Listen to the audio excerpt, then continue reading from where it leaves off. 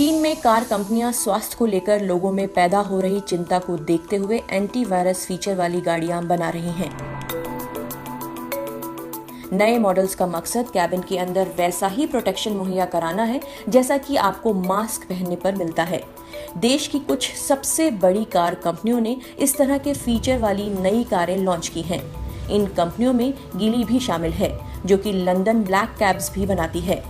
Corona virus के चलते पूरे देश में लॉकडाउन करना पड़ा और इस वजह से साल की पहली तिमाही में चीन में कारों की बिक्री में गिरावट आई है। गीली एंटीवायरस फीचर वाली कार लॉन्च करने वाली पहली कंपनी है।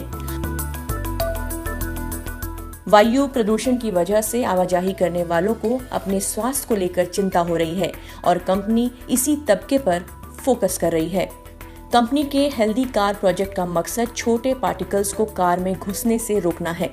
इस तरह से कार ड्राइवर और पैसेंजरों को खतरनाक तत्वों से बचाना है। गीली एंटी माइक्रोबायल मटेरियल्स को भी डेवलप कर रही है ताकि कार कंट्रोल्स और डोर हैंडल्स को बैक्टीरिया और वायरस से फ्री रखा जा सके। गीली के एक प्रवक्ता ने कहा कि कंज्यूमर्स अपनी कारों में काफी वक्त बिताते हैं। यह उनके दूसरे घर जैसी होती है। ड्राइवरों और पैसेंजरों के स्वास्थ्य को बचाने वाले फीचर विकसित करना ही कंपनी का प्रमुख लॉन्ग टर्म डेवलपमेंट मकसद है। गीली की नई कार की कॉन्टैक्टलेस डिलीवरी के लिए कंपनी ड्रोन्स का इस्तेमाल कर रही है ताकि ग्राहकों को चाबियां पहुंचाई जा सके।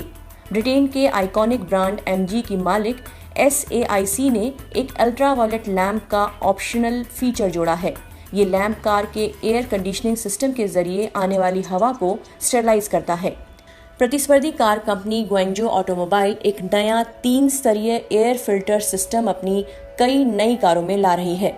Research firm Frost and Sullivan का कहना है कि ये नए उपाय महज चालाकी नहीं है।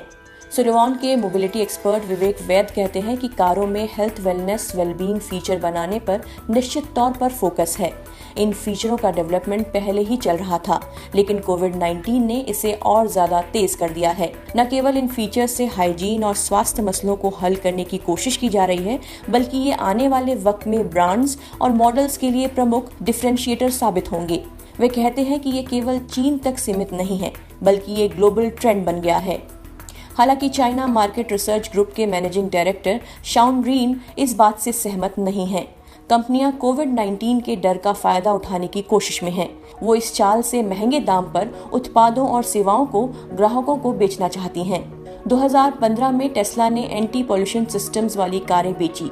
ये कारें चीन में काफी लोकप्रिय रहीं।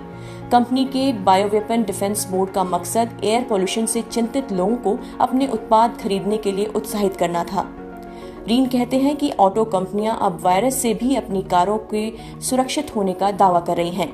मैं डॉक्टर या वैज्ञानिक नहीं हूं, लेकिन मैं कंज्यूमर्स को इस बात की चेतावनी देना चाहता हूं कि वायरस के ट्रांसमिशन को कमजोर करने वाले उनके उत्पादों और खास तौर पर कोविड-19 को कमजोर करने के दावों को लेकर वे सचेत रहें।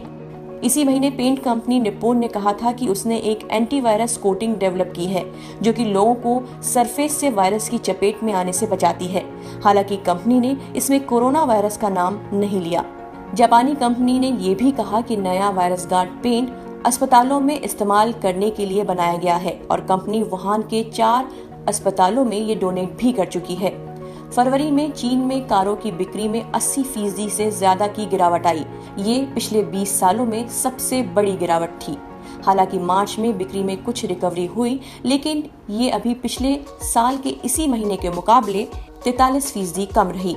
अप्रैल के आंकड़ों में थोड़ा और सुधार आ सकता है क्योंकि लोग काम पर वापस लौटने लगे हैं।